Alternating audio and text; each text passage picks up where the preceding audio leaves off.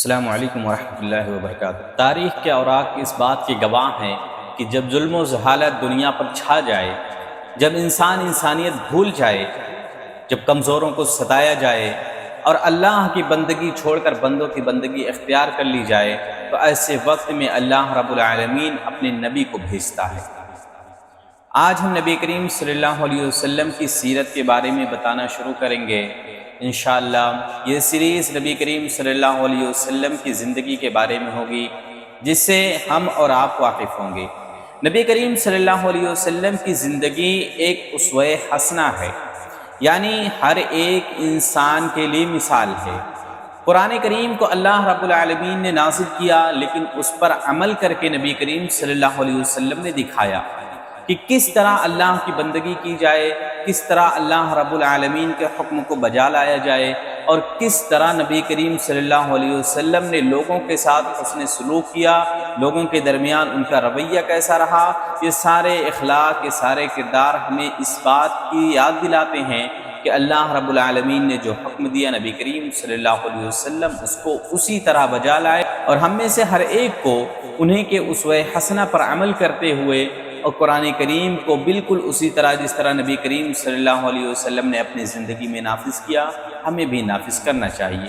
نبی کریم صلی اللہ علیہ وسلم کی سیرت کو شروع کرنے سے پہلے ہم اس وقت تک مکمل نہیں جان سکتے جب تک کہ ہم یہ نہ جان لیں کہ نبی کریم صلی اللہ علیہ وسلم کے آنے سے پہلے اس دور کا کیا حال تھا۔ جہاں پر نبی کریم صلی اللہ علیہ وسلم پیدا ہوئے، وہاں کے حال و احوال کیا تھے، وہاں کے لوگ کیسے تھے، بلکہ پوری دنیا پر کیا حال تھا۔ آئیے نبی کریم صلی اللہ علیہ وسلم کی سیرت کے بارے میں بتانے سے پہلے وہاں کے حال اور وہاں کے احوال کے بارے میں ذکر کیا جاتا ہے۔ عرب کا علاقہ اس وقت دو بڑی سلطنتوں کے درمیان واقع تھا، ایران اور روم۔ عرب کا زیادہ تر خطہ ریگستان، پہاڑ اور وادیوں پر مشتمل تھا۔ عرب کے لوگ قبیلوں میں بٹے ہوئے تھے، ہر قبیلہ اپنے سردار کے ماتحت ہوا کرتا تھا۔ ان قبائل میں آپس کی دشمنیاں مشہور تھیں، چھوٹی چھوٹی بات کو لے کر کے وہ لوگ آپس میں لڑتے رہتے تھے اور کافی لمبی جنگ ہو جاتی تھی، جیسے حرب الفجار۔ معمولی سے چیزوں کو لے کر، کبھی اونٹ کو لے کر، کبھی انا کی خاطر یہ جنگ اتنی لمبی ہو جاتی تھی، کئی لوگوں کے خون بہہ جایا کرتے تھے۔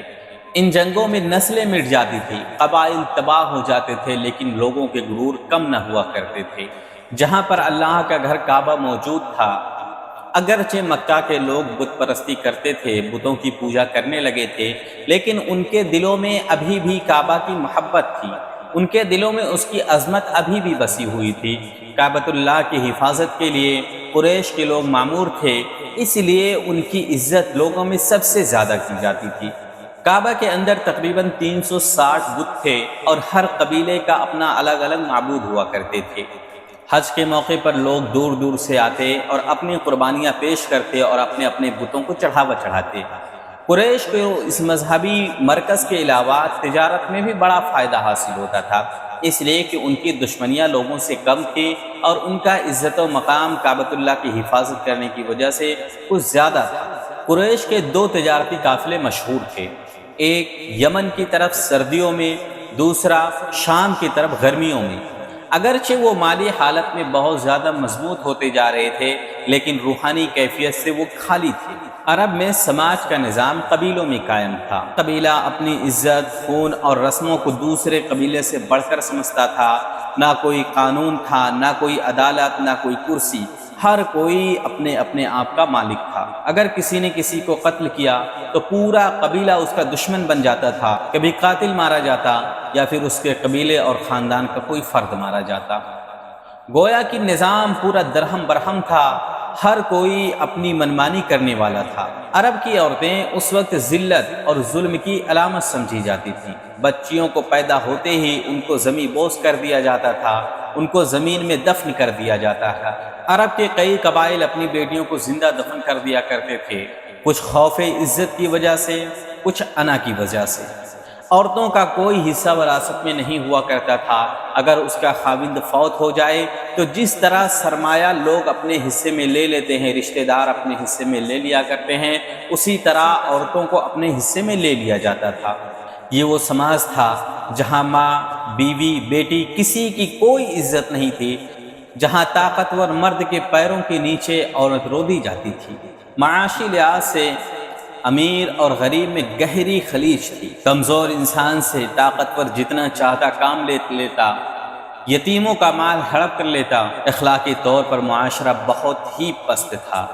شراب نوشی، زنا، قتل، لوٹ مار، ہر ایک برائی ان کے درمیان رائج تھی۔ شرم و حیا کا جنازہ اٹھ گیا تھا۔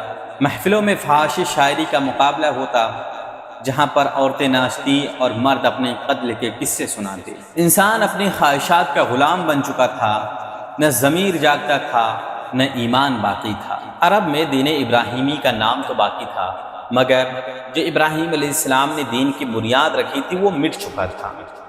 لوگوں نے ابراہیم علیہ السلام کو اور اللہ رب العالمین کو تو یاد رکھا، اللہ کے گھر کو محفوظ رکھا، لیکن اللہ کے ساتھ شرک کرنے لگے۔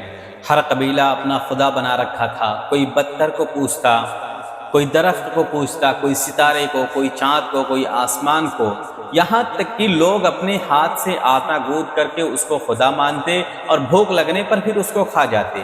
یہ انتہا درجہ کی ناسمجھی جس پر انسان خود بھی ہنس سکتا تھا، لیکن ان کے دل ایک دم ختم ہو چکے تھے۔ یہ شرک صرف عبادت کے ساتھ نہیں تھا، لوگ خواب، قسمت اور نجومی جادوگروں کے پنجل میں پھنس چکے تھے۔ انہی کے حساب سے ان کی زندگی گزر بسر ہوتی۔ ہر قبیلے کا اپنا اپنا کاہن ہوتا تھا، لوگ اس سے مشورہ کرتے تھے کہ کب سفر پہ جانا ہے، شادی کب کرنی ہے، کوئی بھی جنگ ہو اس کے لیے بھی اس سے مشورہ کرتے تھے۔ کاہن کبھی کبھی یہ دعویٰ کرتا تھا کہ وہ جنات سے باتیں کرتا ہے، اس لیے لوگ اسے غیب جاننے والا سمجھتے تھے۔ شیطان نے ان کے دلوں میں یہ بات بٹھا دی تھی کہ جنات انسان کی تقدیر بدل سکتا ہے۔ یہی وجہ ہے کہ قرآن نے نبی کریم صلی اللہ علیہ وسلم کی آمد کے وقت فرمایا، اور جنات نے کہا ہم نے انسان کو تلاش کیا تو اسے محفوظ گھیرے میں پایا۔ سورہ جن کی آیت ہے۔ یعنی اب وحی کا زمانہ آنے والا تھا اور جنات کا آسمان پر چڑھنا بند کر دیا گیا تھا۔ عرب کے طاقتور لوگوں کو اپنی طاقت پر غرور تھا، وہ کمزور پر ظلم کرتے، غلاموں کو مارتے اور انہیں جانوروں سے بھی بدتر سمجھتے۔ غلام اگر بھاگنے کی کوشش کرتا تو اس کو بیچ منڈی میں کوڑوں سے مارا کرتے۔ جھوٹ، دھوکہ، زنا، یہ ساری چیزیں معاشرے کی بیماری بن چکی تھی۔ لوگ شراب پر فخر کرتے، زنا کو بہادری سمجھتے اور چوری کو ہنر کہتے تھے۔ ایسے میں کوئی اگر نیکی کا کام کرتا تو وہ بھی ریا کے لیے کرتا، دکھاوے کے لیے۔ اللہ کے لیے خالص نیت کا تصور تقریباً ختم ہی ہو چکا تھا۔ عرب کے قبائل میں معمولی بات پر لڑائی چھڑ جاتی تھی، مثلا ایک اونٹ کی پانی پینے پر لڑائی شروع ہو جاتی اور نتیجہ 40 سال تک وہ لڑائی چلتی رہتی۔ اور اسی طرح حرب فجار میں نوجوانوں نے اپنی انا کی خاطر، قبیلے کی عزت کی خاطر، فخر قبیلہ کے لیے سینکڑوں جانیں گنوا دی۔ جنگ کا کوئی قانون نہیں تھا، بوڑھے، بچے، عورتیں سب مارے جاتے تھے۔ یہی وہ ماحول تھا جہاں رحم، عدل اور انسانیت کے الفاظ اجنبی بن گئے تھے۔ لیکن ان ظلم اور تاریکی کے درمیان کچھ دل ایسے بھی تھے جو سچائی کی تلاش میں تھے۔ کچھ لوگ بت پرستی سے نفرت کرتے تھے اور وہ اپنے دل میں کہتے تھے یہ پتھر کیسے خدا ہو سکتا ہے، نہ سنتا ہے، نہ بولتا ہے، نہ دیکھتا ہے۔ ان میں سے کچھ کا نام تاریخ میں محفوظ ہے: زید بن عمر بن نفیل، ورقہ بن نوفل، عبید اللہ بن جحش، عثمان بن حویرث۔ یہ لوگ تورات اور انجیل کی باقیات سے سچائی ڈھونڈنے کی کوشش کیا کرتے تھے۔ ان کے دل کہتے کہ اب کوئی نبی آنے والا ہے جو اندھیروں میں روشنی کا چراغ جلائے گا۔ عرب صرف اخلاقی نہیں بلکہ روحانی طور پر بھی خالی ہو چکے تھے۔ نہ ان کے پاس کوئی کتاب بچی تھی، نہ کوئی نبی۔ یہ وہ قوم تھی جو اپنے خالق سے بالکل دور ہو چکی تھی۔ ان کی دعائیں بھی بتوں کے نام تھیں، ان کی منتیں بھی بتوں کے نام تھیں، ان کے قسمیں بھی بتوں کے نام تھے۔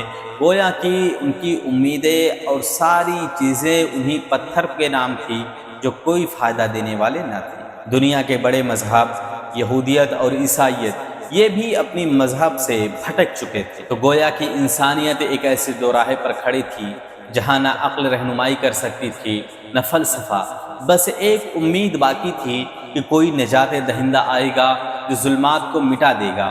جب مکہ میں لوگ بتوں کے آگے جھکے ہوئے تھے تو صرف مکہ میں ہی نہیں بلکہ پوری دنیا کا بھی یہی حال تھا۔ پوری دنیا اندھیروں میں ڈوبی ہوئی تھی، نہ عدل باقی تھا، نہ ایمان تھا، نہ انسانیت تھی۔ ہر قوم اپنے اپنے معبود کو پوجتا تھا، اور اپنے خالق کو چھوڑ کر مخلوق کی پوجا کی جاتی تھی۔ دنیا کی سب سے بڑی طاقت اس وقت رومی سلطنت تھی، جو ظاہراً عیسائی تھی لیکن ظلم و زبر اس کا نظام بن چکا تھا۔ عیسائیت جو اصل میں توحید کا دین تھا، وقت کے ساتھ شرک اور بدعت سے بھر گیا۔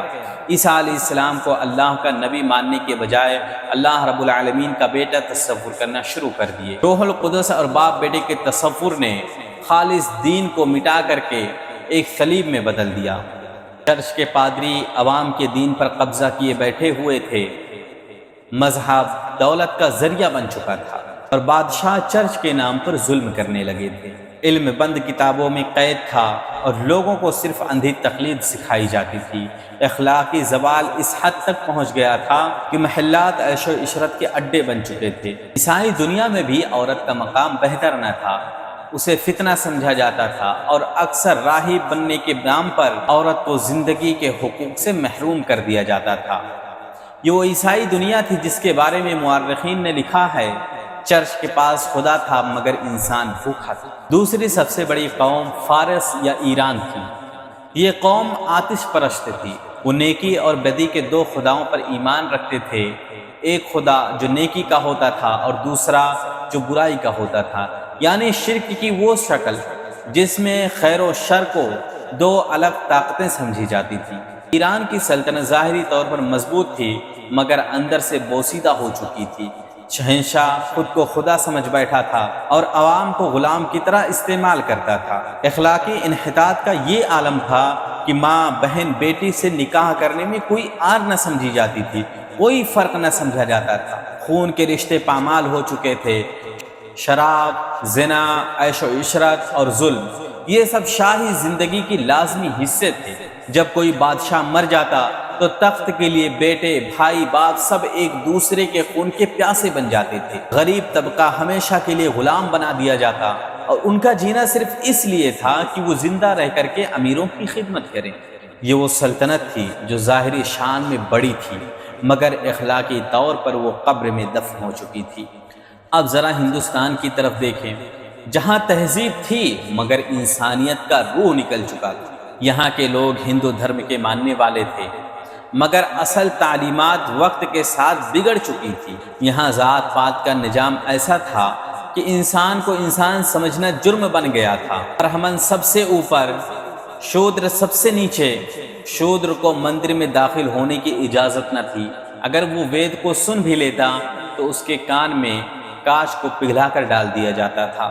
بت پرستی یہاں پر اس حد تک تھی کہ ہر جانور، ہر درخت، ہر ایک میں خدا دیکھا جاتا تھا۔ گائے کو مقدس مانا گیا لیکن انسان کی جان کی کوئی قیمت نہیں رہی۔ جادو، تعویذ، منتر، تنتر، یہ ساری چیزیں مذہب کا حصہ بن گئی تھی۔ انسان حقیقت کے بجائے انہی ساری چیزوں کا غلام بن گیا تھا۔ عورت کی حالت یہاں بھی بہت ہی خراب تھی۔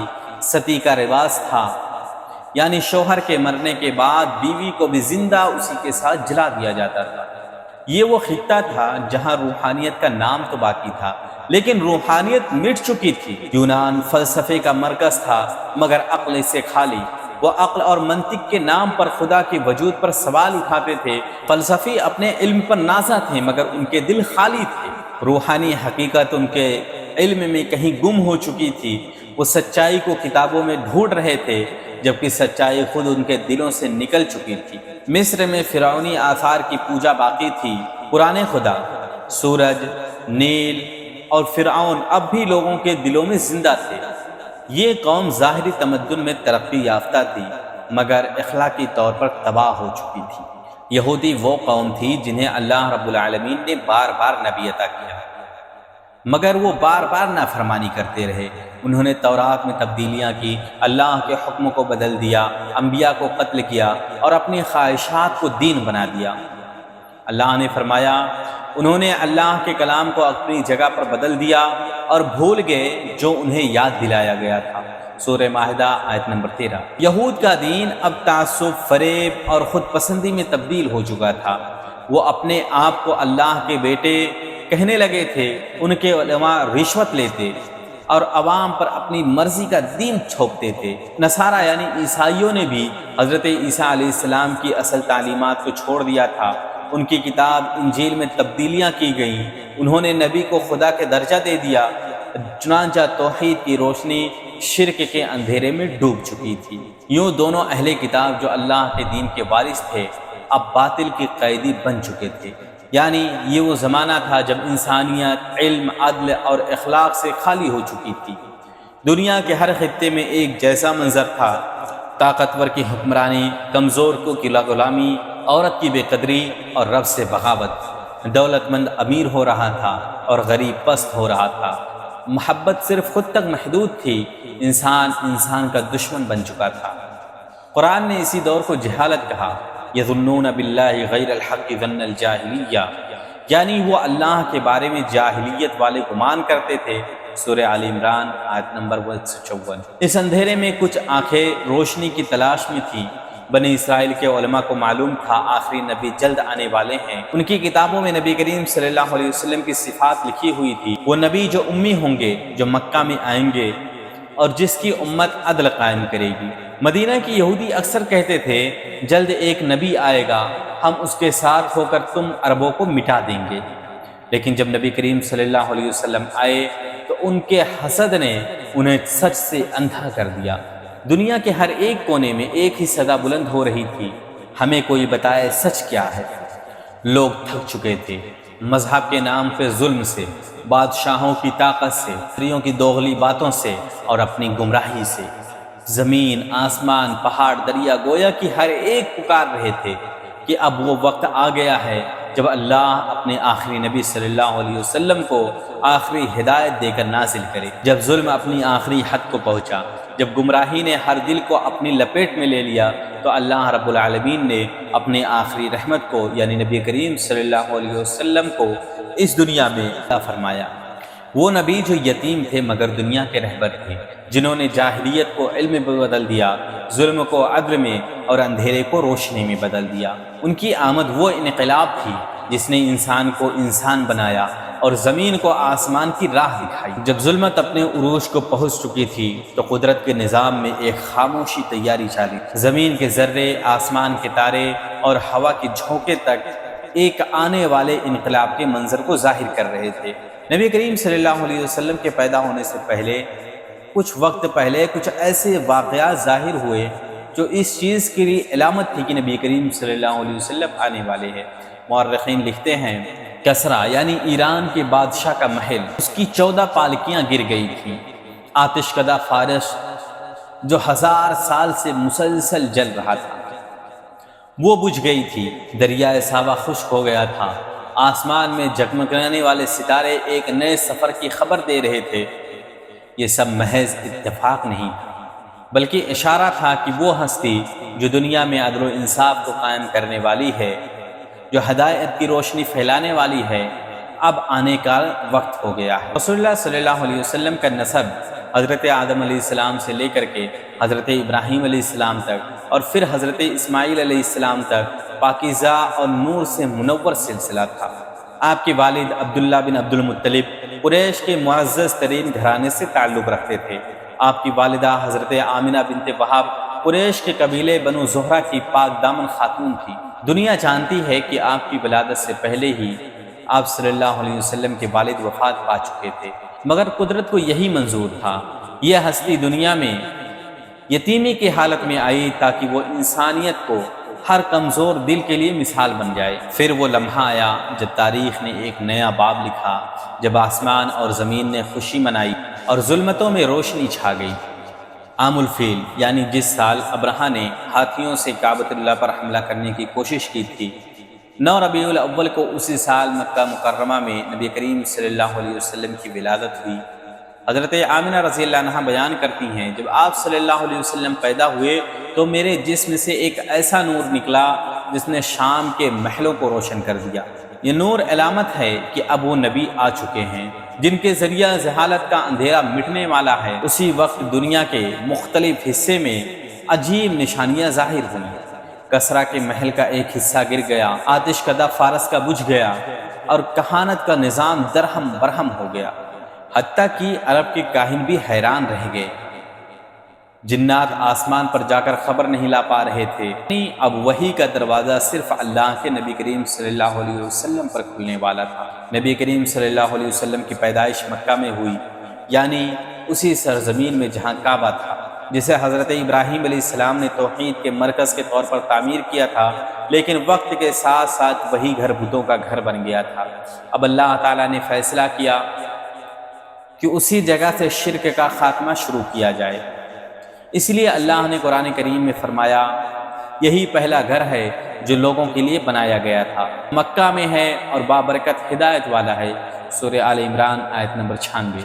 کعبہ ایک بار پھر توحید کا مرکز بننے والا تھا، اور اس مشن کے لیے اللہ نے محمد صلی اللہ علیہ وسلم کو چنا۔ رسول اللہ صلی اللہ علیہ وسلم کی پیدائش سے پہلے عرب کے کچھ اہل دل لوگ دلوں میں تبدیلی چاہتے تھے۔ وہ دیکھتے تھے کہ بت کسی کام کے نہیں ہیں، ان کے ہاتھوں میں طاقت نہیں ہے۔ ان میں زید بن عمر بن نفیل جیسے لوگ شامل تھے، جو تنہائی میں جا کر کہتے، اے میرے رب، میں ابراہیم علیہ السلام کے دین پر ہوں اور جھوٹے خداؤں کا انکار کرتا ہوں۔ یہ وہ فطری بیداری تھی جو آنے والے نبی کریم صلی اللہ علیہ وسلم کی راہ ہموار کر رہی تھی۔ دلوں میں ایک عجیب بے چینی تھی، گویا سب جانتے تھے کہ اب کچھ عظیم ہونے والا ہے۔ اس کے لیے بس اتنا ہی۔ اگر آپ یہاں تک آئے تو چینل کو سبسکرائب ضرور کریں تاکہ دین کی باتیں آپ تک پہنچتی رہیں۔ کامنٹ کر کے ضرور بتائیں کہ یہ سیریز آپ کو کیسی لگی، اس کو کس حد تک لے کر جانا چاہیے، اور اگلا ویڈیو کس ٹاپک پر بنانی چاہیے۔ السلام علیکم۔